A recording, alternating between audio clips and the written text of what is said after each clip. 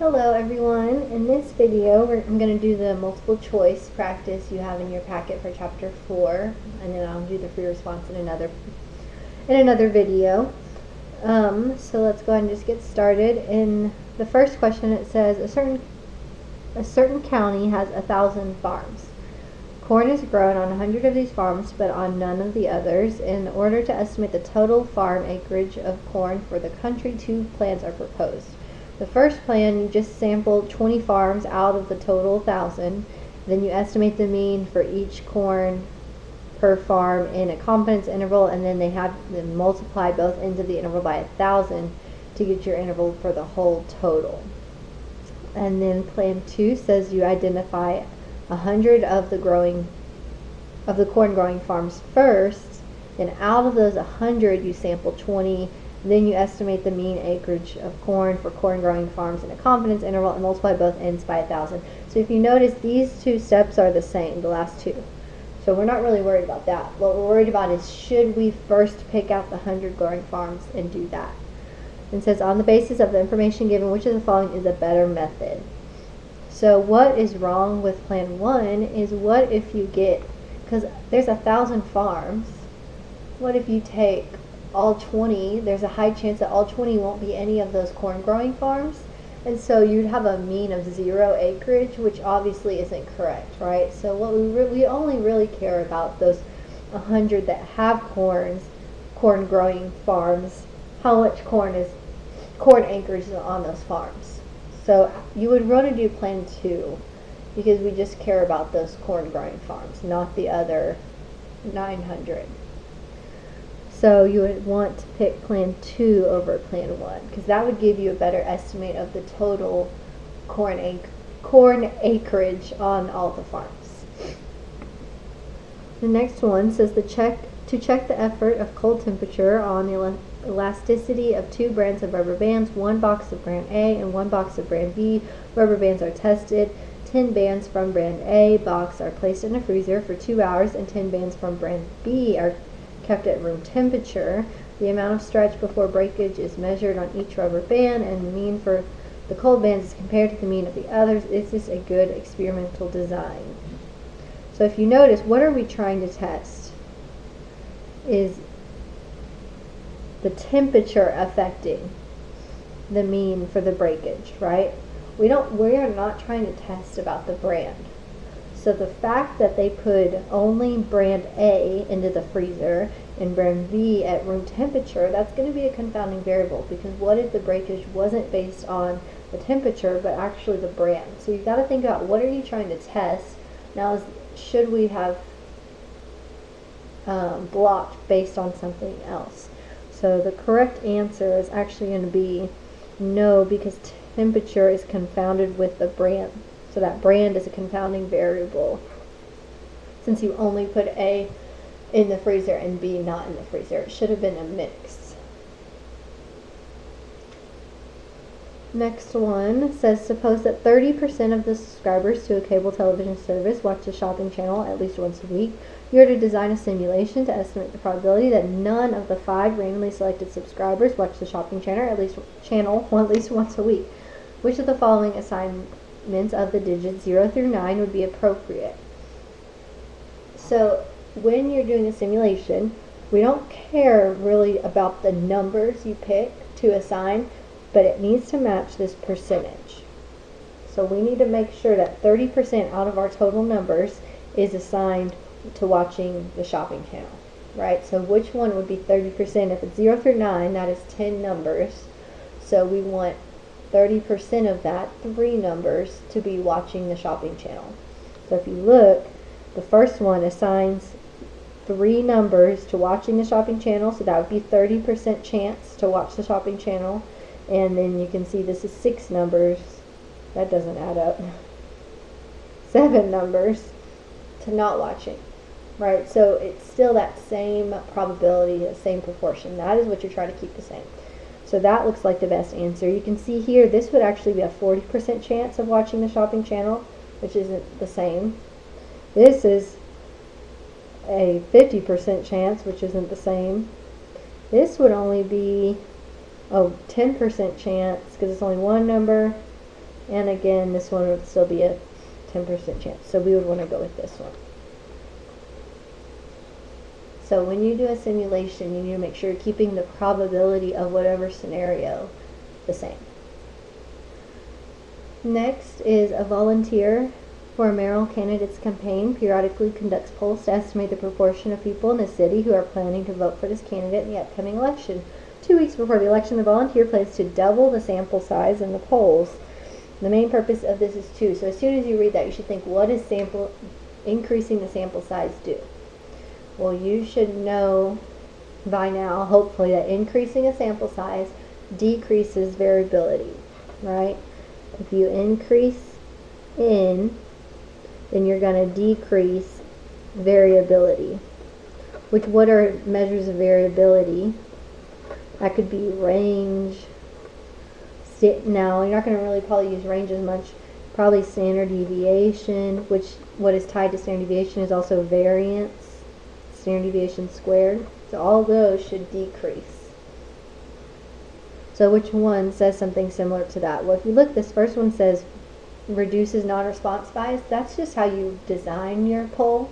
So if you increase your sample size, that's not going to do anything to prevent that.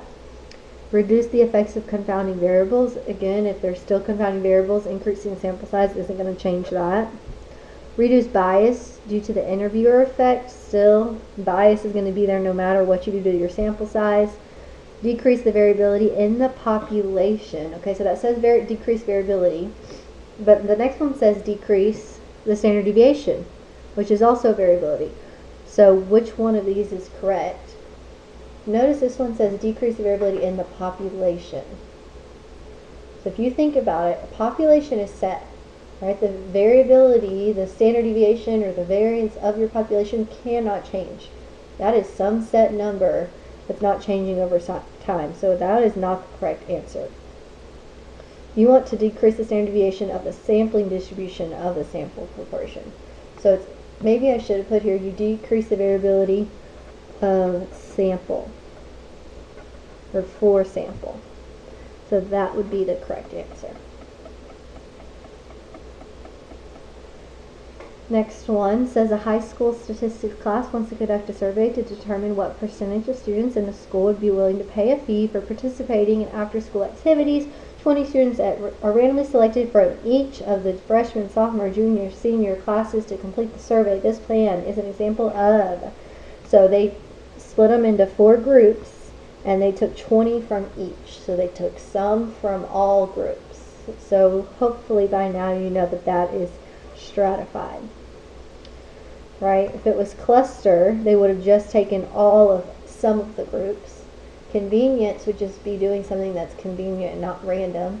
Simple would mean it's just the whole high school, and you don't group them. It's just everybody that goes to the high school, and you pick however many people you need, 80.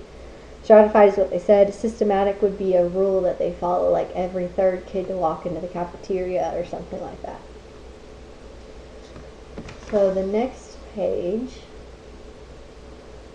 is a study of existing records of 27,000 automobile accidents involving children in Michigan found that about 10% of children who were wearing a seatbelt were injured, and about 15% of children who were not wearing a seatbelt were injured. Which of the following statements should not be included in the summary report about this study?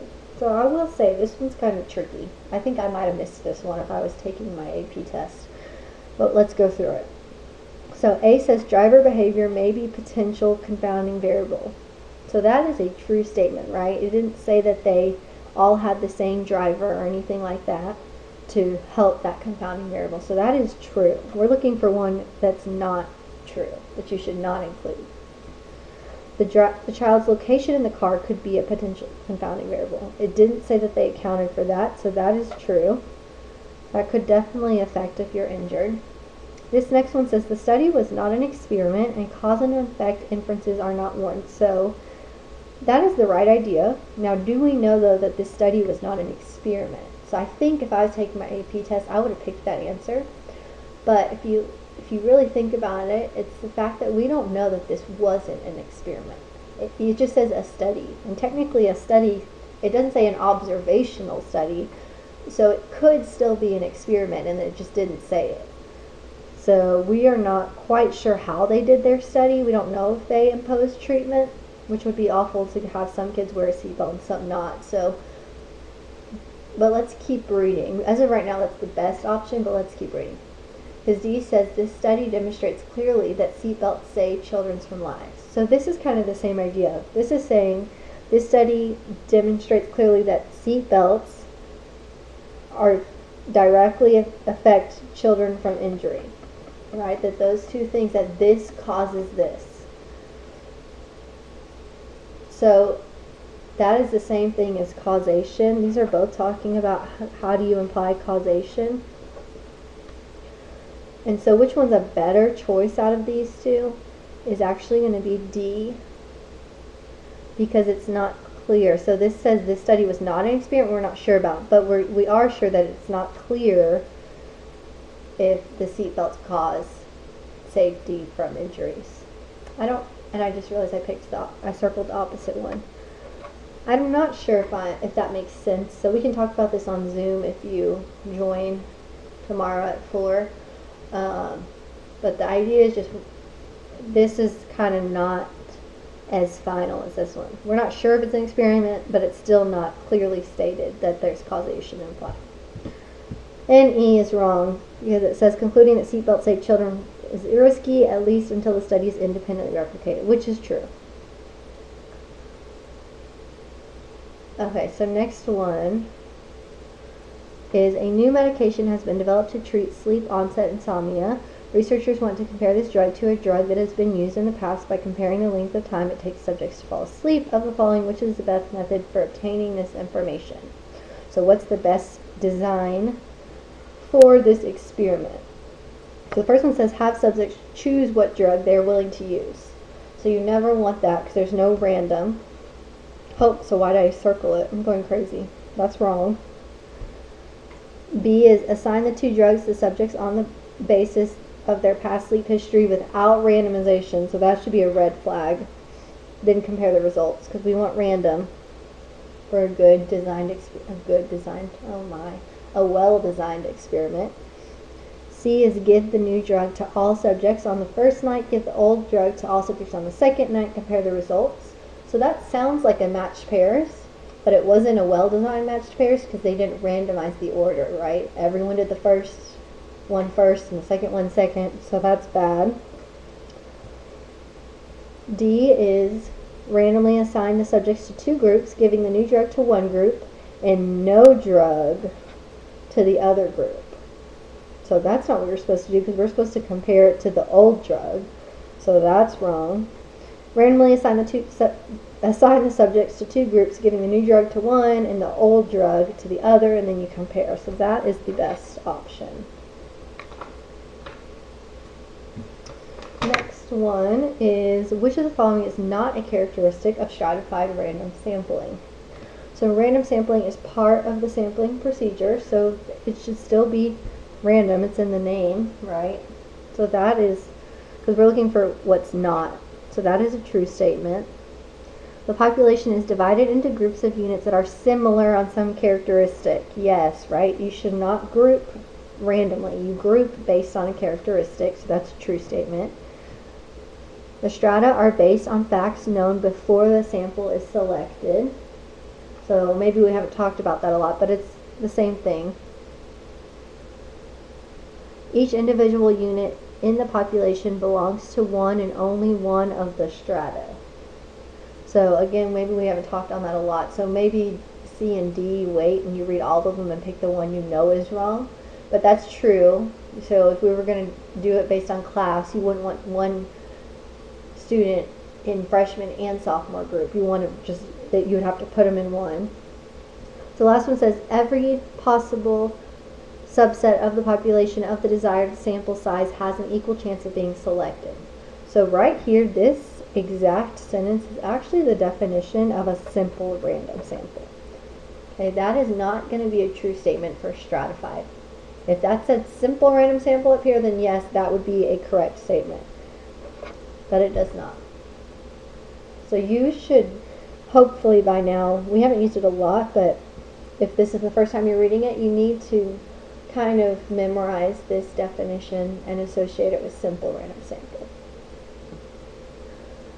Next one, it says automobile brake pads are either metallic or non-metallic. An experiment is used to be conducted to determine whether the stopping distance is the same for both types of brake pads. In previous studies, it was determined that car size is associated with stopping distance, but car type is not. So the experiment would best be done by blocking or without. So whatever is your confounding variable is what you should block with. So I'm going to write that down. Whatever is most confounding, it's going to affect your results the most, is what you block on. Block. So what is most confounding in the stopping distance is the car size. So that is what we should block on. So by blocking on car size. Notice they're testing what brake pads, the types of brake pads. So this is your treatment, brake pad type. You do not block on the treatment. You block on something else and then you assign those two brake pad types within the blocks. So be careful about that. That is your treatment, not a block. Stopping distance is your results. So you don't block based on the results. That doesn't make sense. That wouldn't go in the right order. And car type, it said it didn't really affect it. Okay. Last one is a group of students have 60 houseflies in a large container and need to assign 20 to each of the three groups labeled A, B, and C for an experiment. They can capture the flies one at a time when the flies enter a side chamber in the container that is baited with food. Which of the following methods would most likely to result in three comparable groups of 20 houseflies each? So what you're looking for is the best random process, right? Which one is the best random? So the first group says label the first 20 flies caught on group A, the second 20 caught on group B, and the third 20 is group C. So that notice there's no type of random. So that is bad. B is write the letters A, B, C on separate slips of paper. So we like that separate slips of paper idea. Let's keep reading. Randomly pick one of the slips of paper and assign the first 20 flies caught to there. Pick another slip of paper and the next 20 and assign the remaining flies to the remaining group. So this is a little better because there is random. But what's wrong with this is you don't want to assign the treatment to the slips of paper. You want to assign all your experimental units, your 60 houseflies. So what's kind of bad about this is they pick the treatment to put on the separate slips of paper. So we don't actually like that one. When each fly is caught, roll a die. If the die shows an even number, the fly is labeled A. If the die shows an odd number, the fly is labeled B. When 20 flies have been labeled A and 20 have been labeled B, the remaining flies will then labeled C. So we don't really like this remaining flies part, because that part doesn't seem random. So if I was you, I might read that and think, okay, maybe, but let's keep reading and seeing if there's a better option. So the first part's good, but the fact that these last didn't have a label, it was just what's left over, kind of makes that a weird process. So I won't cross it off, but let's keep reading. Place each fly in its own numbered container from 1 to 60. So we numbered all our experimental units, 1 through 60.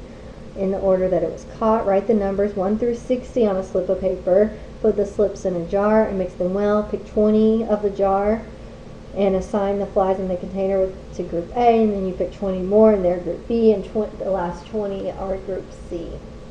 So that is a good option because every single fly had an equal chance of being picked for each treatment. And that is going to actually be a better random process than C. So I can go ahead and cross off C.